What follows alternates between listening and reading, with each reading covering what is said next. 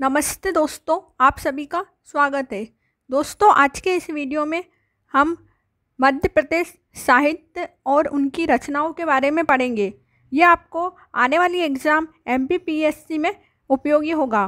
तो हम आज 50 क्वेश्चन करेंगे, वो भी फटाफट। तो आप पूरा वीडियो ज़रूर देखिएगा। MPPSC 2011 में आया हुआ क्वेश्चन है, मध्य प्रदेश में कौन सी बोली नहीं बोली जाती। तो आपसे पूछा है नहीं बोली जाती है। तो फर्स्ट ऑप्शन है मालवी, बुंदेलखंडी, गोंडी, कोरवी। तो मालवी, बुंदेलखंडी, गोंडी और तो बोली जाती है, लेकिन कोरवी हमारे यहाँ नहीं बोली जाती। फटाफट करेंगे हम, एग्जाम हमारी नज़दीक है। दोस्तों, मालती माधव के लेखक कौन थे। तो मालती माधव के लेखक है भवभूति। याद रखना आपको, मालती माधव किन्होंने लिखी, भवभूति जी ने। अगला क्वेश्चन है, गजानन माधव मुक्तिबोध की रचना किसने की। गजानन माधव मुक्तिबोध की रचना की है, इन्होंने की है चांद का मुंह टेढ़ा है। चांद का मुंह टेढ़ा है गजानन माधव मुक्तिबोध की रचना है। अगला क्वेश्चन है, चकित है दुख किसकी रचना है। चकित है दुख, यह रचना है भवानी प्रसाद मिश्र। भवानी प्रसाद मिश्र की रचना है। अगला क्वेश्चन है, उर्मिला। उर्मिला किसकी रचना है। बालकृष्ण शर्मा नवीन। बालकृष्ण शर्मा नवीन जो हमारे शाजापुर से संबंधित है, उनकी रचना है उर्मिला। आला खंड किसकी रचना है। आला खंड जगनिक की रचना है। आपको पता है आला और उदल के बारे में इसमें बताया गया है, जो परमार्दी देव के शासन में रहते थे। तो आला खंड किसकी रचना है, जगनिक। अगला क्वेश्चन है, मध्य प्रदेश की मुख्य बोलियां में कौन सी शामिल नहीं है। तो शामिल नहीं है पूछा आपसे, तो बुंदेली है, बघेली है, भोजपुरी नहीं है, निमाड़ी है।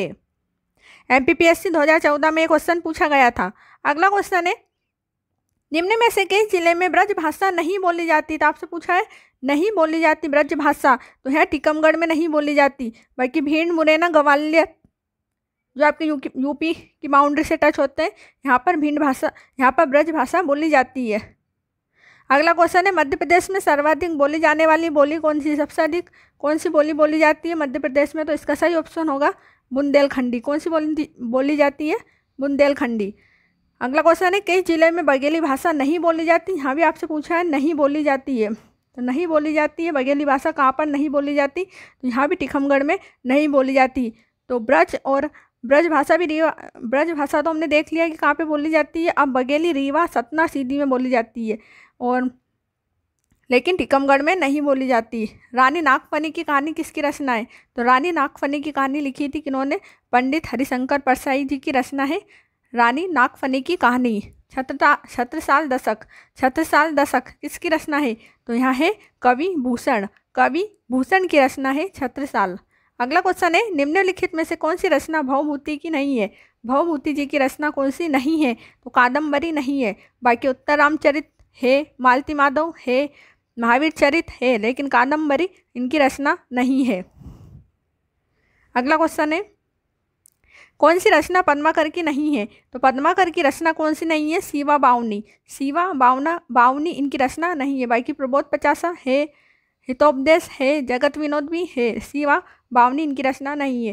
दोस्तों, अगर आप इनको डिटेल में पढ़ना चाहते हैं तो मुझे कमेंट करके ज़रूर बताइए, मैं डिटेल वीडियो लेके आऊँगी। अभी हमें फटाफट 50 क्वेश्चन करने हैं, इसलिए मैं आपको इसका डिटेल नहीं बता रही।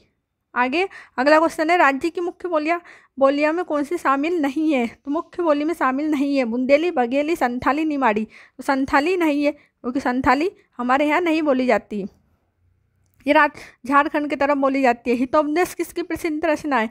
हितोपदेश किसकी प्रसिद्ध रचना है। तो हितोपदेश अभी हमने पढ़ा था, पद्माकर की रचना है हितोपदेश। अगला है, बाल पत्रिका पराग के संपादक कौन थे। तो बाल पत्रिका पराग के संपादक थे हरिकृष्ण देवसरे।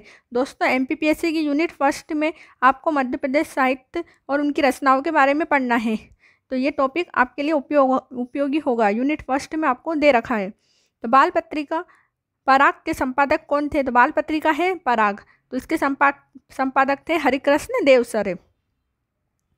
अगला क्वेश्चन, निम्नलिखित साहित्यकारों में कौन मध्यकालीन साहित्यकार नहीं है। आपको यह पढ़ के अवश्य जाना, प्राचीन के कौन संबंधित थे, मध्यकाल में कौन थे और आधुनिक में कौन थे। तो मध्यकाल से संबंधित नहीं है भर्तृहरि। भर्तृहरि हमारे प्राचीन काल से संबंधित है। ये आपको याद रखना है। बाकी केशवदास मध्यकाल, पद्माकर मध्यकाल, भूषण मध्यकाल। MPPSC 2010 में आया हुआ क्वेश्चन है, कालिदास के किस ग्रंथ में अमरकंटक के सौंदर्य का चित्रण किया गया है? तो अमरकंटक का सौंदर्य बताया गया है ऋतु संहार, ऋतु संहार में इसकी रचना की गई है। निम्नलिखित में से किस कवि को भारत का शेक्सपियर कहा जाता है? तो सभी को पता है किसको कहा जाता है, कवि कालिदास जी को।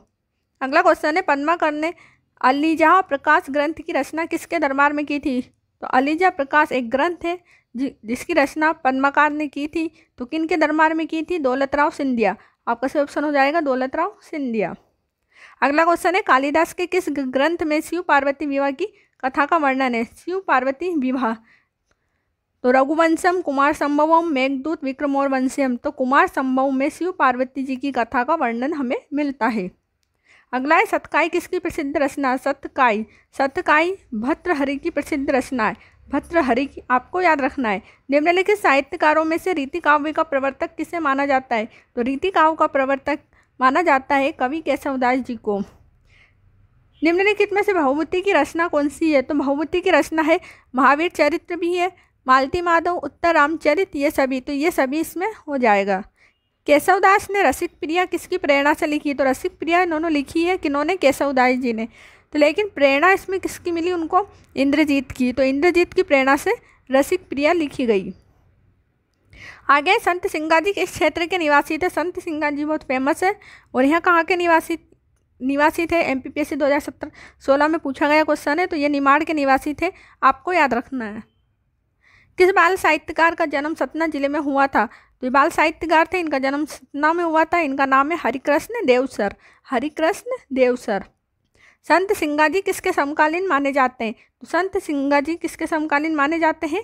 कबीरदास जी के, कबीर के समकालीन माने जाते हैं। बिखरे मोती के रचयिता कौन है? तो बिखरे मोती की रचयिता है सुभद्रा कुमारी चौहान, सुभद्रा कुमारी चौहान। अगला क्वेश्चन है, हरिशंकर परसाई ने कौन सी साहित्यिक पत्रिका का संपादन किया? तो हरिशंकर परसाई के द्वारा कौन सी पत्रिका लिखी गई? वसुधा, वसुधा। हरिशंकर परसाई को मुख्यतः किस विधा के लिए जाना जाता है? तो हरिशंकर परसाई को व्यंग्य के लिए जाना जाता है, तो इसको याद रखना आपको, व्यंग्य। अगला क्वेश्चन है, संत सिंगा जी किस क्षेत्र के निवासी थे? तो ये थे निमाड़। कहाँ के थे? अभी हमने पढ़ा निमाड़। किस कवि ने प्रभा नाम की पत्रिका का संपादन किया? तो प्रभा, प्रभा माखनलाल चतुर्वेदी। सही ऑप्शन माखनलाल चतुर्वेदी। अगला क्वेश्चन है, निम्न में से कौन संविधान निर्माता परिषद के सदस्य रहे थे? संविधान निर्माता परिषद के सदस्य भी रहे थे बालकृष्ण शर्मा नवीन। अगला क्वेश्चन है, माखनलाल चतुर्वेदी का जन्म किस स्थान पर हुआ था? तो यहाँ हुआ था बाबई। बाबई कहाँ पर है? होशंगाबाद। होशंगाबाद जिला का नया नाम कर दिया नर्मदापुरम, ये भी आपको याद रखना है। अगला क्वेश्चन है, भवानी प्रसाद मिश्र को विशेष ख्याति उनकी किस रचना से मिली? तो इनको मिली थी गीत फरोश। किनको? भवानी प्रसाद मिश्र को, भवानी प्रसाद मिश्र को गीत फरोश। मिट्टी की बारात किसकी रचना है? तो मिट्टी की बारात रचना है शिवमंगल सिंह सुमन, शिवमंगल सिंह सुमन। आगे है 2016 में पूछा गया, संत सिंगा जी किस क्षेत्र के निवासी? देखो कितनी बार रिपीट क्वेश्चन हुआ है, तो आपको याद रखना है निमाड़। कौन सी रचना पद्माकार की नहीं है? पूछा आपसे, पद्माकार की नहीं है, प्रबोध साटा नहीं है, बाकी जगत विनोद राम रसायन गंगा लेरी, जगत विनोद राम रसायन गंगा लेरी रचना है पद्माकार जी की। अगला क्वेश्चन है, कौन सी रचना माखनलाल चतुर्वेदी की नहीं है? आपसे यहाँ भी पूछा है, नहीं है माखनलाल चतुर्वेदी की, तो मुकुल नहीं है, बाकी हिमकृतनी, हिमतरंगिणी, युगचरण इनकी रचना है। अगला क्वेश्चन है, लोक साहित्यकार को बुंदेलखंड का जयदेव कहा जाता है? तो जयदेव किसे कहा जाता था? ईसूरी, जयदेव ईसूरी। रचना व रचनाकार में असंबंध है, तो सतपुड़ा के जंगल भवानी प्रसाद मिश्र, हिमतरंगिणी माखनलाल, त्रिधारा पद्माकर, क्वासी बालकृष्ण शर्मा नवीन। तो यहाँ पर गलत हो जाएगा, त्रिधारा पद्माकर नहीं है, क्योंकि त्रिधारा अभी पद्माकर की रचना हम ऊपर पढ़ चुके हैं। बाकी क्वासी बालकृष्ण शर्मा नवीन की है, हिमतरंगिणी माखनलाल की, और सतपुड़ा के जंगल भवानी प्रसाद मिश्र। अगला क्वेश्चन है, पत्रिका और उनके संपादक के जोड़े में गलत है, तो आपको गलत बताना है यहाँ पे भी। तो इसमें सही हो जाएगा कर्मवीर वृंदावन लाल वर्मा, ये गलत है। बाकी प्रभा बालकृष्ण शर्मा नवीन। हिंदी नवजीवन महात्मा गांधी, प्रताप गणेश शंकर विद्यार्थी। पत्रिका और उनके संपादक, तो यह याद रखना, ये गलत हो जाएगा आपका, करमवीर वृंदावन लाल वर्मा। गुलाबी उर्दू शैली का प्रयोग किस कवि द्वारा अपनी कविताओं में किया गया है? तो गुलाबी उर्दू मुल्ला रामोजी, याद रखना आपको, मुल्ला रामोजी। अगला क्वेश्चन है चांद का मुंह टेढ़ा। चांद का मुंह टेढ़ा किसकी कृति है? तो ये हमारी कृति है गजानन माधव मुक्तिबोध। गजानन माधव मुक्तिबोध, चांद का मुंह टेढ़ा।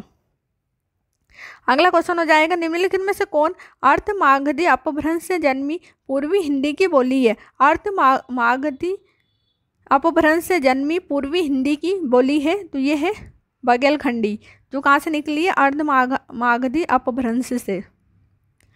अगला क्वेश्चन है निम्नलिखित में से कौन आधुनिक काल के साहित्यकार नहीं है? नहीं है आपसे पूछा है, आधुनिक काल के साहित्यकार नहीं है। भूषण जी इसमें आधुनिक काल में नहीं आता, हमने अभी पढ़ा था, भूषण जी मध्यकाल में आते हैं। बाकी मुल्ला रामोजी आते हैं, हरिशंकर प्रसाद आते हैं, शरद जोशी भी आते हैं। आज का लास्ट क्वेश्चन, क्वेश्चन नंबर 50 वापस आ गया ये क्वेश्चन। संत सिंगासी के क्षेत्र के निवासी थे, बार बार रिपीट हो गया ये, निमाड़।